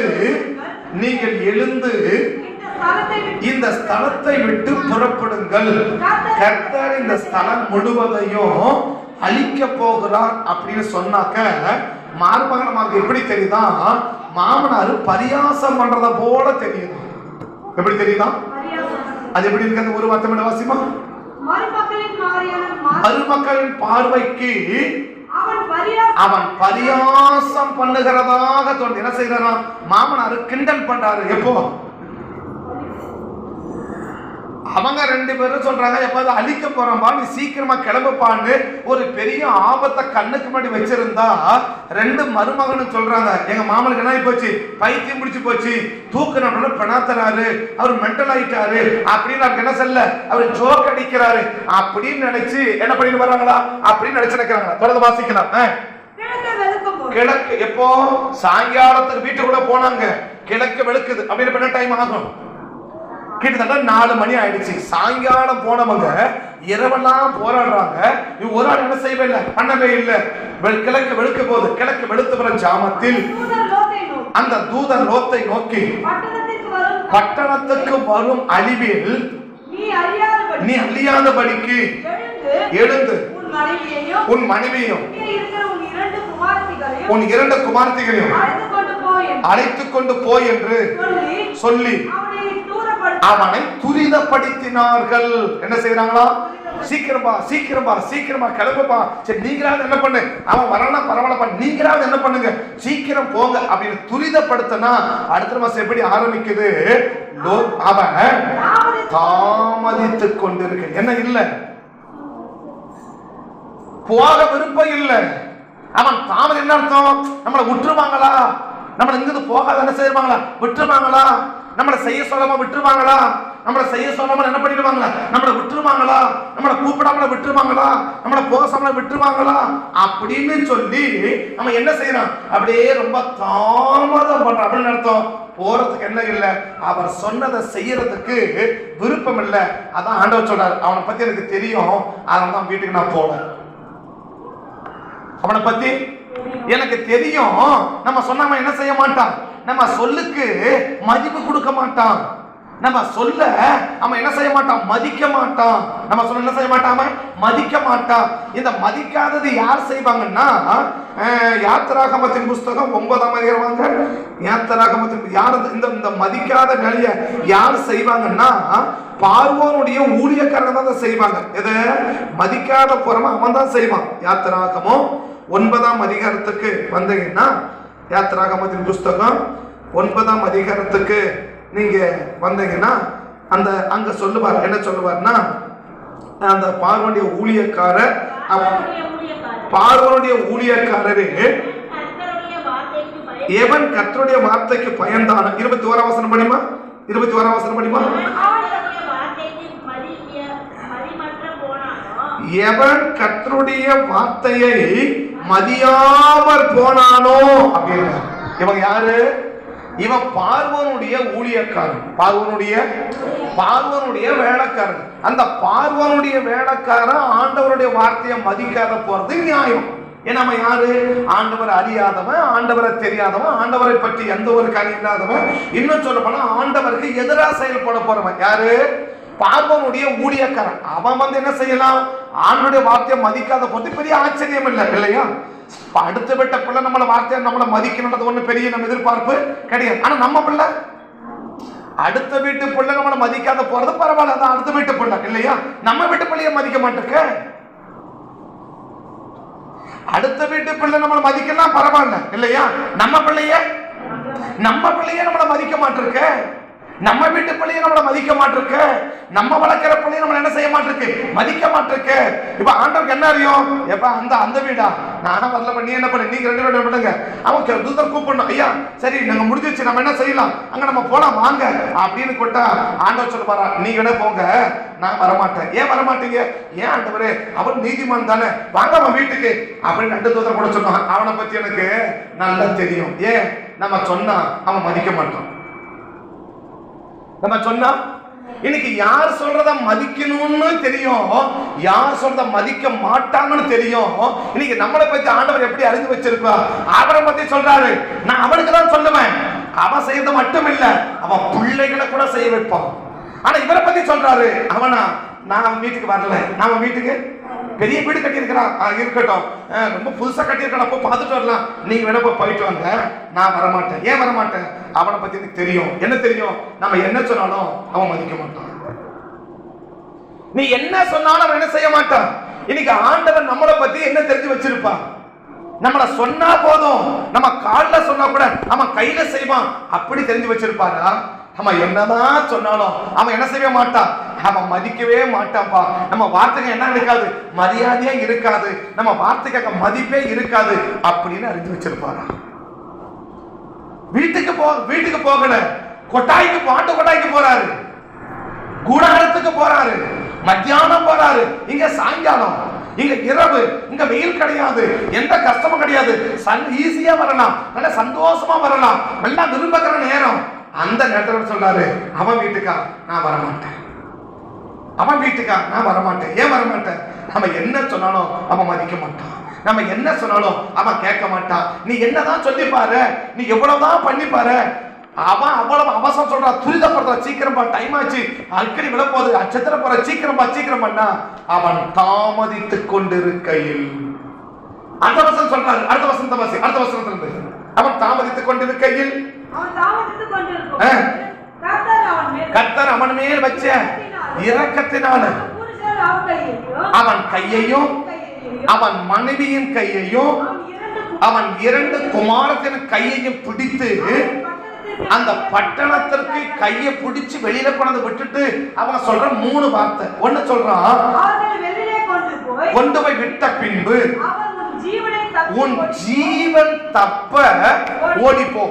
2வது சொல்றாரு, எவ்வளவு வேகமா ஓடி போக முடியுமோ அவ்வளவு வேகமா ஓடு. 2வது சொல்றாரு, பின்னிட்டு திரும்பி பார்க்காத. 3வது சொல்றாரு, இங்க எங்கேயுமே நிக்காத. இப்படி சொன்ன உடனே அடுத்த வசனம் எப்படி? அடுத்த வசனம் லோத்து என்ன சொல்ல பாருங்க. அதற்கு லோத்து அப்படி அல்ல ஆண்டவர். என்னவா? அப்படி நீங்க சொல்ற மாதிரி செய்யனால முடியாது. நீங்க சொல்ற மாதிரி எல்லாம் செய்ய என்ன செய்ய முடியாது. நீங்க சொல்ற மாதிரி எல்லாம் செய்ய முடியாது. எனக்கு ஒரு விருப்பம் இருக்குது, அதை நீங்க செய்யுங்க. நீங்க சொல்ற மாதிரி நான் செய்ய மாட்டேன், ஆனா நான் சொல்ற மாதிரி நீங்க செய்யுங்க. அடுத்த வசனம், அப்படி அல்ல ஆண்டவனே, கிருபை கிடைக்குமானால் என் பிராண தப்பிக்க கிருபையை மலைக்கு ஓடி போக என்னால முடியாது. என்ன சொன்னாரு? அதை செய்ய பண்ணா என்னால முடியாது. இதை செய்ய என்னால, நீங்க சொல்ற மாதிரி செய்ய என்னால முடியாது. நீ சொல்ற மாதிரி ஆட, நம்ம வீட்டு சொல்ல இல்லையா, நீ சொல்ற மாதிரி ஆடையினால முடியாது. உன் விருப்பத்துல ஆடத்தினால முடியாது. நீ சொல்ற மாதிரிலாம் செய்யறதுனால முடியாது. அதே வந்து சொல்றாரு, நீங்க சொல்ற மாதிரி எல்லாம் செய்யனால. ஆனா ஆபிரகாமுக்கு என்ன சொன்னாலும் சரி, நான் மட்டும் இல்ல, என் பிள்ளைகளுக்கு கூட சொல்லி செய்ய வைப்பேன். ஆனா இவரு சொல்றாரு, எப்ப அதை செய்ப்பா, அது என்ன சொல்றாரு, அழிவு பக்கத்துல இருக்கு, சீக்கிரம் போப்பான்னா, நீங்க சொல்ற மாதிரி செய்ய என்னால முடியும். இன்னைக்கு நம்மளை பத்தி ஆண்டவர் என்ன சொல்றாரு, நீங்க சொல்ற மாதிரி எல்லாம் செய்ய முடியாதுன்னு வரா, அப்படி அறிஞ்சு வச்சிருப்பாரா? இல்ல, நம்ம என்ன சொன்னாலும் அவங்க மட்டுமல்ல, அவங்க அடுத்த தலைமுறையை கூட என்ன செய்ய வைப்பாரு, செய்ய வைப்பார். என்ன அறிஞ்சு வச்சிருப்பாரு. மூணாவது, தீங்கினை தொடரும், நான் மரித்து போவேன். அதோ அந்த சோபால் இருக்குது, இந்த சோபாருக்கு நான் ஓடி என்ன பண்ணுங்க, இந்த சோபாரை அழிச்சு போடாது, சின்ன ஊரு, எனக்காக என்ன பண்ணாதீங்க, அதை அழிக்காதீங்க அப்படின்னு. உங்க விருப்பத்தின்படி இல்ல, எனக்கு ஒரு விருப்பம் இருக்குது, ஏன் விருப்பத்தின்படி நீங்க செய்யுங்க. ஒன்னு என்ன சொல்றாரு, வார்த்தைக்கு மதிப்பே கிடையாது. யார் சொல்ற வார்த்தைக்கு, யார் சொல்றாங்க, இந்த சொல்றவங்க வார்த்தைய நம்ம மதிக்கிறதா நம்ம மதிக்காதப்பதான், அதெல்லாம் ஒண்ணும் கிடையாது. நீ சொல்ற மாதிரி என்ன செய்ய முடியாது, அந்த வார்த்தை எதுவுமே கிடையாது, மதிப்பே கிடையாது. தாமதித்துக் கொண்டிருக்கையில் அவன் துரிதப்படுத்துறாங்க, சீக்கிரமா சீக்கிரம், அவத காதலே வாங்கிக்கல, அந்த வார்த்தை என்னவே கிடையாது, மதிப்பே கிடையாது. இப்படி நம்ம அறிஞ்சு வச்சிருப்பாரா? இல்ல, நான் சின்ன சொன்னா கூட அதுக்கு பெரிய மதிப்பு கொடுப்பாங்க, அப்படி இருந்திருப்பாங்க. ரெண்டாவது சொல்றாரு, நீங்க நினைக்கிற மாதிரி செய்ய, நீங்க சொல்ற மாதிரி செய்யறால முடியாது, நீங்க சொல்ற மாதிரி செய்ய முடியாது, அப்படின்னு அறிஞ்சு வச்சிருப்பாரா? மூணாவது, உங்க விருப்பம் படி இல்ல, எனக்கு ஒரு விருப்பம் இருக்கு, நான் நினைக்க மாதிரி நீங்க செய்யுங்க, நீங்க சொல்ற நான் செய்ய மாட்டேன், நான் சொல்ற மாதிரி நீங்க செய்யுங்க. யாருடைய அற்பு? மூணு காரியம் லோத்துவை குறித்து ஆண்டவர் அறிஞ்சிருக்கிறார். ஒண்ணு என்ன, மதிக்க மாட்டான், அவன் என்ன செய்ய மாட்டான், என்ன சொன்னாலும் மதிக்க மாட்டான். ரெண்டாவது சொல்லுவாரு, அவன் என்ன செய்ய மாட்டான், நம்ம நீ சொல்ற மாதிரி என்ன செய்ய முடியாதுன்னு சொல்லிடுவான். நீ சொல்ற மாதிரி எல்லாம் செய்ய பட்டுன்னு முகத்தடிச்ச மாதிரியே சொல்லிடுவான், அமைதியோட இருக்க மாட்டான், உடனே சொல்றான், அப்பெல்லாம் என்னால முடியாது, நீ சொல்ற மாதிரிலாம், நீ சொல்ற மாதிரிலாம் ஆட என்னால முடியாது, பட்டுன்னு முகத்தில் அடிச்ச மாதிரி சொல்லிடுவான். மூணாவது சொல்றாரு, நீங்க சொல்ற மாதிரி நான் செய்ய மாட்டேன், ஆனா நான் சொல்ற மாதிரி நீ செய்யணும். இந்த மூணை பத்தி லோத் அறிஞ்சு வச்சிருக்கிறான். ஆனா ஆபிரகாம் பார்த்து உன்னே விட அறிஞ்சிருக்கிறான். நான் அவனுக்கு சின்னதை சொன்னா கூட, நான் மட்டும், அவன் மட்டும் இல்லை, அவன் பிள்ளைகளை கூட அவன் செய்ய வைப்பான். ஏன் கத்தர் அவனை ஆசீர்வாதம் கொடுக்கிறாரு? அவனை பற்றி நல்ல விதமா அறிஞ்சிருக்கிறார். ஏன் இவனை ஆஸ்வதிக்கவே இல்லை, இவனை பற்றியும் அறிஞ்சு வச்சிருக்கிறார். ஆபிரகாமை பற்றி நல்ல விதமா அறிஞ்சிருந்தாரு, அதனால ஆசீர்வாதத்துக்கு மேல ஆசீர்வாதம் கொடுக்கிறாரு. லோத்துவை பற்றி தவறான விதத்தில் அறிஞ்சு வச்சிருக்கிறாரு, அதனால ஆசீர்வதிக்கவும் இல்லை. இந்த காப்பாற்றத கூட அந்த ஆபிரகாமின் வலுக்கட்டாயத்தினால இந்த லோத்து என்ன செய்யறாருன்னா, இந்த அழிவிலிருந்து காப்பாற்ற விரும்புறாரு. இவனை காப்பாற்றத கூட ஆண்டவருக்கு விருப்பம் இல்லை, இவனை காப்பாற்றத கூட ஆண்டவர் விருப்பம். ஏன்? நம்ம என்ன, அவன் மதிக்க மாட்டான், அவன் மதிக்க மாட்டான், நம்ம சொன்னா மதிக்க மாட்டான். இன்னைக்கு நம்மளை பத்தி இப்படி ஒரு வார்த்தை ஆண்டவருக்கு இருந்துச்சுன்னா, நாம் என்ன பண்ணாலும் நம்மளை கத்த ஆஸ்வதிக்க மாட்டான். நம்மளை பத்தி அவங்களா, அந்த பிள்ளையா, அந்த தம்பியா, அந்த மகளா, அது மதிக்காதுப்பா, அது மதிக்காது, அது யாருக்குமே மதிக்காது. ஊர்ல கூட சொல்லுவாங்க இல்லையா, அந்த பிள்ளையா, அது யாருக்குமே அடங்காத, அது யாருக்குமே, அது சொல்லுவாங்க ஊர்ல சொல்லுவாங்க இல்லையா, ஐயோ அந்த பிள்ளையா இல்லையா. ஒருத்த பொண்ணு பார்க்கறதுக்கு ஊருக்குள்ள போறான், ஒருத்த ஊர்ல இருந்து வெளியில வரான், ஒருத்த ஊர்ல இருந்து வெளியில வராம பொண்ணு பார்க்க ஊருக்கு வெளியில இருந்து ஊருக்குள்ள போறான். ரெண்டு பேரும் அந்த என்ட்ரன்ஸ்ல பாக்குறாங்க. அப்படி பார்த்த உடனே, இன்னொரு இந்த பிள்ளை எப்படி அப்படின்னா, அந்த பிள்ளையா பார்க்க போறீங்க, அந்த பிள்ளையா அப்படி என்ன அர்த்தம், அவ்வளவு தங்கமான பிள்ளைன்னு அர்த்தம் இல்லையா. அந்த பிள்ளையா நீங்க பார்க்க போறீங்க அப்படின்னு சொல்லிட்டான்னா, அடுத்த அந்த ஊருக்குள்ள நுழைவானா? இன்னைக்கு நம்மளை பார்த்து அந்த பிள்ளையா, அது யாருக்குமே மதிக்காது, அப்படி சொல்லுவார கர்த்தர். அதான் அது நாம சொல்ற மாதிரிலாம் கேட்காது, அதுவா நாம சொல்றத கேட்காது, அது சொல்ற மாதிரி தான் நம்ம கேட்கணும் அப்படின்னு சொல்லுவாரா. எப்படி அறிஞ்சு வச்சிருப்பார்? ஆபிரகாம் அறிஞ்சிருக்கிறார். ஆபிரகாமா, நான் சொல்லிட்டேன்னா அது அவர் மட்டும் இல்ல, அந்த குடும்பத்தையே செய்ய வச்சிருவாரு. ஒன்ன சொல்லிட்டேன்னா அதை செஞ்சு முடிக்கிற வரைக்கும் என்ன செய்ய மாட்டாரு, ஓயவே மாட்டாரு. அவர் மட்டும் இல்ல, அந்த முழு குடும்பத்தையே செய்ய வச்சிருவாரு. இவரை பத்தி அறிஞ்சிருக்கிறாரு. இவரை பத்தி அறிஞ்சிருக்கிறாரு.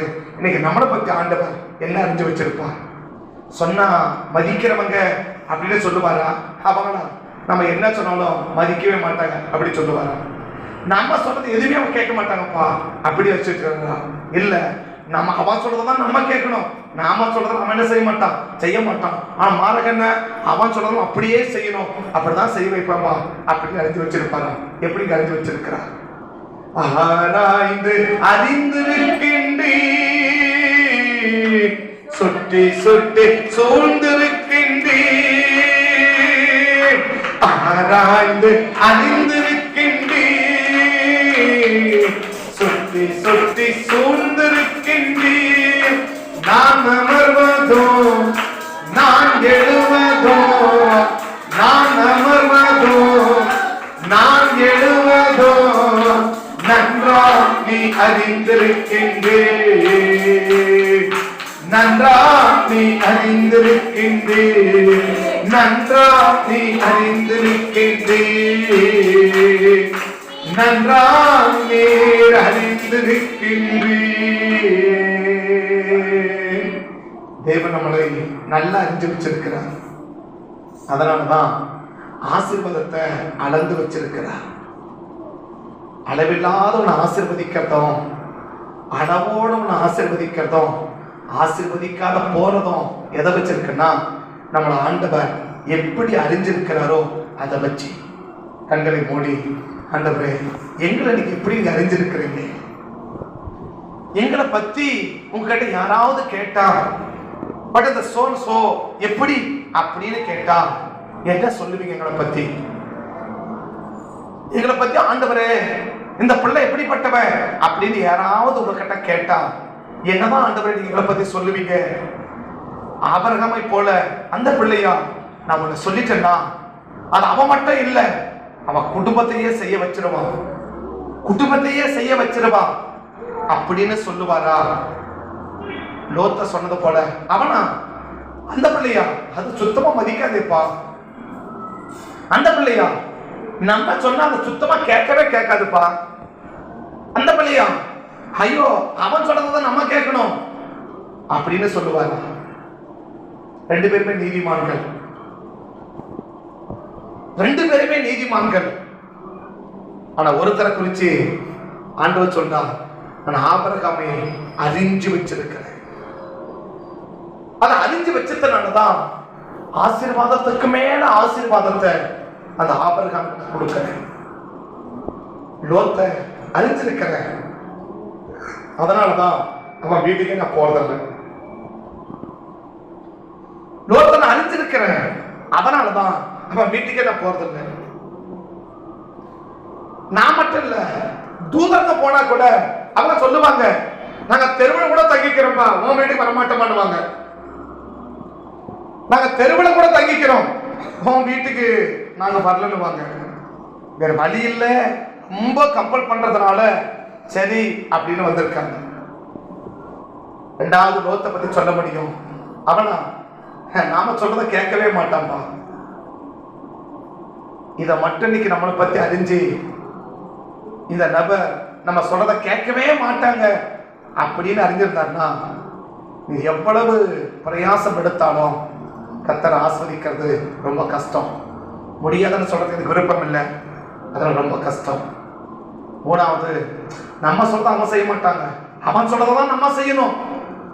அப்பேற்பட்டாலும் அவன் அப்படின்னு அறிஞ்சு வச்சிருந்தா ரொம்ப ரொம்ப கஷ்டம். கர்த்தரே காப்பாற்ற நினைச்சா கூட அந்த குடும்பத்தை அந்த காப்பாற்ற முடியல. அவனை காப்பாற்றணும்னு சொல்லிதான் இரவெல்லாம் போராடி விடியகணும் கையை பிடிச்சு இழுத்துன்னு போய் வெளியே விட்டா கூட அந்த குடும்பத்தை காப்பாற்ற முடியல. இந்த 19ஆம் அதிகாரத்துக்கு பிறகு லோத்தின் குடும்பத்தை இந்த பைபிள்ல இல்லை. இந்த 19ஆம் அதிகாரத்துக்கு பிறகு லோத்தின் குடும்பத்தை தேடினா இந்த பைபிள்ல இல்ல. இந்த பைபிள்ல அடையாளமே இல்லாம ஆக்கிட்டார். 2 பிள்ளைங்க வாழ்க்கை மோசமா போயிடுச்சு. ஏன்? பிள்ளைகளை வச்சும் ஆஸ்வதிக்கிறதுக்கு ஒண்ணு இல்லை, அப்பா அம்மா வச்சும் ஆஸ்வதிக்கிறதுக்கு ஒண்ணு இல்லைன்னா எப்படி ஒரு குடும்பத்தை ஆஸ்வதிப்பான்னு பாக்குறீங்க? ஆனா ஒரு குடும்பத்தை ஆண்டவர் ஆசீர்வாதத்துக்கு மேல ஆசீர்வாதம் கொடுத்துட்டே இருக்கிறார். கேட்கவே இல்லை. அவரே வீட்டுக்கு போறாரு, அவரே ஆசீர்வதிக்கிறார், அவரே பண்ணிட்டு எல்லாம் அவரே பண்றாரு. அவர் ஒண்ணுமே கேட்கல, அவரே எல்லாம் பண்றாரு. ஆனா லோத்துக்கு வருந்தி கூப்பிட்டா கூட கர்த்தர் போகவே இல்லை. கடைசி வரைக்கும் 2 தூதர் மட்டும் போனாங்க. ஒரே இரவு தங்கிட்டு ஒரு நாள் இரவுல போராடி கூட ஆனா குடும்பத்தை காப்பாற்ற முடியல. கர்த்தரே நினைச்சா கூட நான் காப்பாற்ற முடியாத எல்லை கூட இருந்தேன்னா தயவு செய்து இந்த வேலையில ஆண்டவர்கிட்ட அர்ப்பணிச்சு நீங்க என்ன செய்யறீங்கன்றது உங்களுக்கு தான் தெரியும், நான் என்ன செய்யறது எனக்கு தான் தெரியும். ஆனா ஒன்னே ஒண்ணு, நம்மளை பத்தி ஆண்டவர் நல்ல விதமா அறிஞ்சுக்கணும். நம்மளை பத்தி ஆண்டவர் நல்ல விதமா அறிஞ்சுக்கணும்.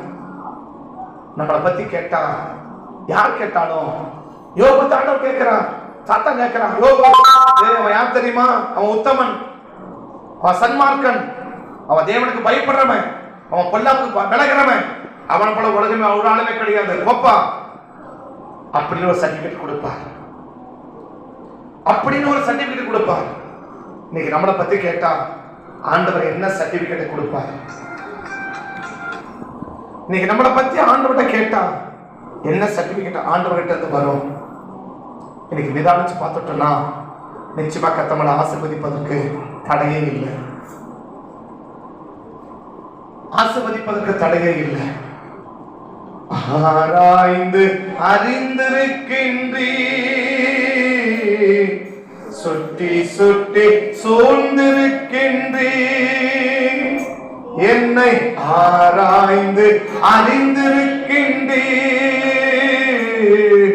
சுற்றி சுற்றி சூழ்ந்திருக்கின்றீ, நான் அமர்வதோ நான் எழுவதோ, நான் அமர்வதோ நான் எழுவதோ நன்றாய் நீர் அறிந்திருக்கின்றே, நன்றாய் நீர் அறிந்திருக்கின்றே. ஆலயத்துக்குள்ள 1000 பேர் இருந்தாலும் அத்தனை பேரை பற்றி ஆண்டவருக்கு தெரியும். யோபு காலத்துல தேவனுடைய புத்திரர் எல்லாரும் தேவ சமூகத்தை கூடி வந்திருக்கிறாங்க. அவன் நடுவுல சாத்தான் வந்தவனே சொல்றார், கர்த்தர் சாத்தானை நோக்கி. கூடி வந்ததனால அவங்க தேவ பிள்ளைகள் அர்த்தம் இல்லை. உள்ள இருக்கிறது ஆண்டோடைய பிள்ளைகள் அவருக்கு தெரியும், உள்ள இருக்கிறது சாத்தான் அவருக்கு தெரியும். ஆலயத்துக்கு உள்ள இருக்கிறது ஆண்டோடைய பிள்ளைகளையும் அவருக்கு அடையாளம் தெரியும், ஆலயத்துக்கு உள்ள இருக்கிற சாத்தானையும் அவருக்கு அடையாளம் தெரியும். தேவனுடைய பிள்ளைகளை போல கடந்து வந்தாலும் அவர் சொல்லுவார், கர்த்தர் சாத்தானை நோக்கி. எப்போ உள்ளவதான உடஞ்ச கண்டுபிடிச்சிருவார், எப்போ உள்ளவதான கண்டுபிடிச்சிருவார். கர்த்தர் சாத்தானை நோக்கி, கர்த்தர் சாத்தானை நோக்கி.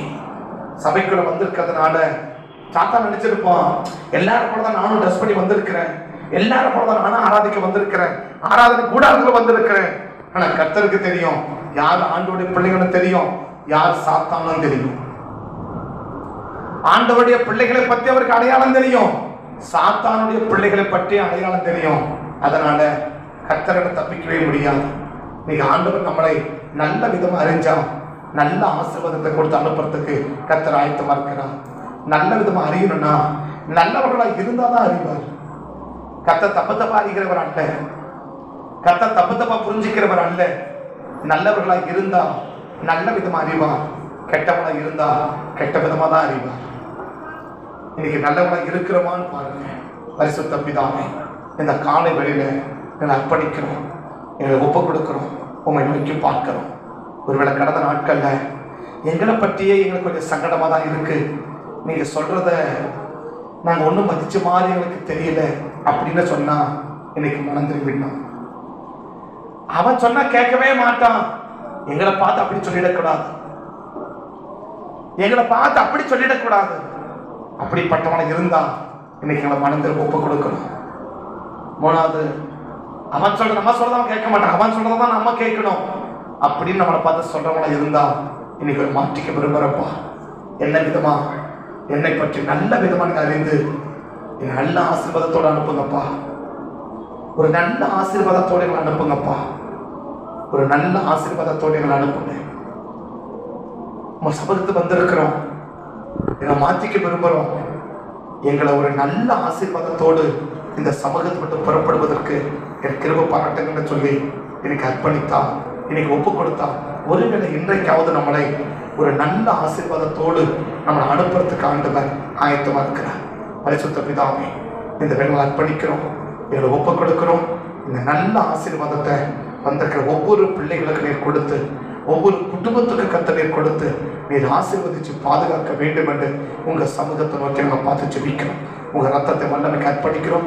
காத்துக்கொள்ளுங்க. எங்கள் பற்றி நல்ல விதமாக அறிந்து கொள்ளக்கூடிய அளவுக்கு நம்ம ஒரு நல்ல காரியங்களை மட்டுமே செய்யக்கூடியவங்களாக எங்களை இருக்க எங்களை ஒப்பு கொடுக்கிறோம், அர்ப்பணிக்கிறோம்.